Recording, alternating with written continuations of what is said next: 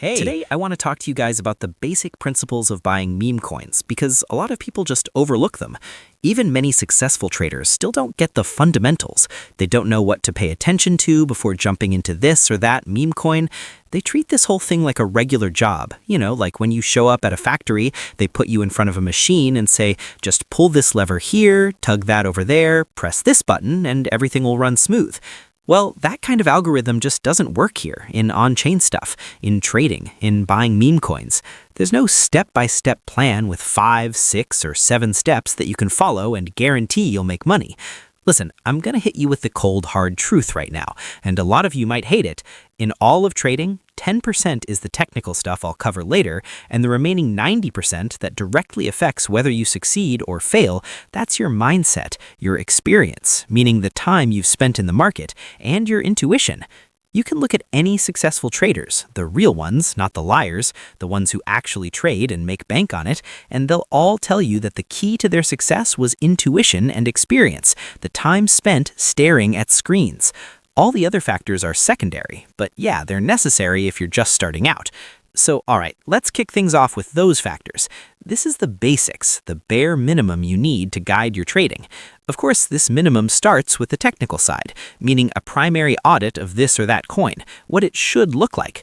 First off, you gotta make sure the coin is safe, meaning you can buy it, sell it, that the liquidity is locked, and so on. Basically, it's not an outright scam. If you're trading on terminals like gmgn, by the way, I recommend everyone sign up for this terminal if you haven't already, they usually sort these coins and you won't find blatant scams. I mean blatant rug pulls, because 99% of these coins pop up on PumpFun and migrate right to PumpSwap. There's just no outright scam there, since the PumpFun platform itself checks these coins for scams. Moving on, what else should you watch in the technical aspects?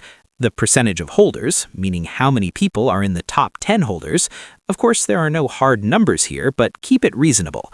In 90% of cases, I go by numbers up to 30%. 30% is the upper limit.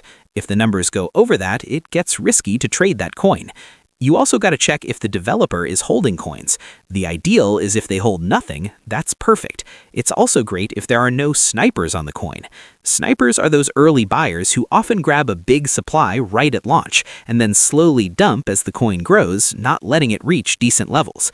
Even if the coin is good, has a solid narrative, but has a ton of snipers on board, they'll probably kill it before it takes off. Another key point is insiders. The insiders field should be in the green zone too. The max I'd look at is 5–10%. That's what I pay attention to. Naturally, the liquidity should be burned. That means the developer can't pull it out. Now, let's get to bundles. I get that most folks don't really understand what bundles are. Bundles, in simple terms, are groups of linked wallets connected to each other that relate to the coin's developer. What does this mean? It means if we see a big double-digit number in the bundle section, a large chunk of the coin's supply is controlled by the same people tied to the developer, or the developer themselves. This directly affects how the coin behaves during launch and any movement. In other words, the selling pressure. If there are too many bundles, the coin could get wrecked just because these folks will dump and tank the price. But here's a small nuance, and it's a really subtle one. Sometimes, if a coin has a killer narrative that's super relevant to the current meta and solid volume, then a high number of bundles might not be a deal breaker. I've seen tons of examples in my experience. So for bundles, yeah, I try to stick to 20–30%, but sometimes, even if I see 50, but the coin has an awesome top-tier narrative and massive, huge volume, I might jump in. It's that fine line, and you gotta catch that fine line while trading. To do that, you need to practice as much as possible. I've said this a billion times already. As for other key factors to watch when buying, that's volume, of course. You can set all these values in filters or just eyeball them. When it comes to PumpFun, filters, and those 3 columns where PumpFun trading happens, I recommend forgetting about the first column entirely. Just pretend it doesn't exist, because a ton of coins pop up every second, and it's pure gambling. Only a tiny fraction make it to migration stage, literally just a few hundred a day. So to narrow your options and cut your risks, focus only on coins that have already passed migration, meaning the third column, or at most the second. Another big aspect you gotta pay attention to is volume. Again, you can plug all these params right into filters if that's easier for you. On gmgn, it's done super slick and simple. What volume do I look at? Usually from 50 to 60,000 per 5-minute interval. That's the minimum. Of course, that doesn't guarantee the coin will pump, but ideally, I hunt for coins with elevated volume. When I say elevated volume, I mean numbers around $150,000 to $200,000 in 5 minutes or more. That means the coin's getting a lot of attention. Volume in general is a huge point in meme coin trading because it basically determines the attention on the coin and whether it'll get pumped or not. If a coin just doesn't have volume, there's way less chance it'll take off. I think that makes sense to you. As for the rest of the points to watch, that's the narrative. We covered the technical stuff. Now let's get to the essence, the core idea of the coin. The narrative is probably the trickiest and most confusing thing for a lot of people because folks new to the market don't have enough experience yet. They just don't get what makes a good narrative versus a bad one. You can't make this easy, meaning you gotta spend time in the market. People think there's some shortcut, some algorithm that lets you do this quick and guarantee profits. Nope, doesn't exist. The only way to learn to spot if a coin is good or not is to spend a ton of time in the market, period. What narratives blow up?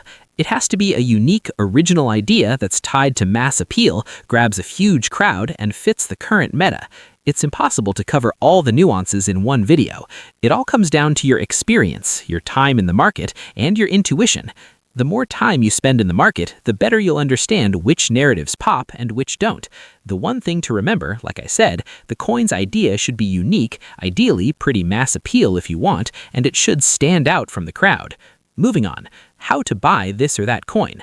In trading pump fund tokens, there's a certain structure and action algorithm that matches how they behave. Usually, even if a coin has a good narrative, good volume, and it passes migration, it never goes straight up with all green candles to the top and then dumps hard. Usually, if the coin is really good, with a normal number of top holders, normal bundles, good narrative, and good volume, it gives about a 50 to 80% pullback from the high. If you think this coin is solid, then aiming for ranges around 50 to 80% drawdown, usually, if the coin is actually decent, it'll bounce from those levels and keep growing. That's roughly the range you should target when buying a coin. Of course, it's no guarantee the coin won't get rugged, but at least it boosts your odds of making money. I see a lot of people don't quite get the entry principle of a coin, even if it's good, and they often buy at the absolute top, and even if it's a good one, they end up breaking even, a small profit, or even a loss, which ain't good. Basically, these are probably the main points, parameters I wanted to tell you about that you need for trading. If I forgot something, let me know in the comments. By the way, another key nuance that a lot of folks underestimate is the strength of the community, and that's probably the last non-obvious factor that'll help you level up your trading skills. Basically, that's all the basics you need to trade meme coins. Everything else is your intuition and experience. Yeah, some won't make it, and some will, turning their dreams into reality through trading. That's just how it is. The question is, which side will you be on? The winners or the ones always complaining about life, saying it's all BS and you can't make money? Let's crush it. Good luck, hugs to everyone, and see you soon.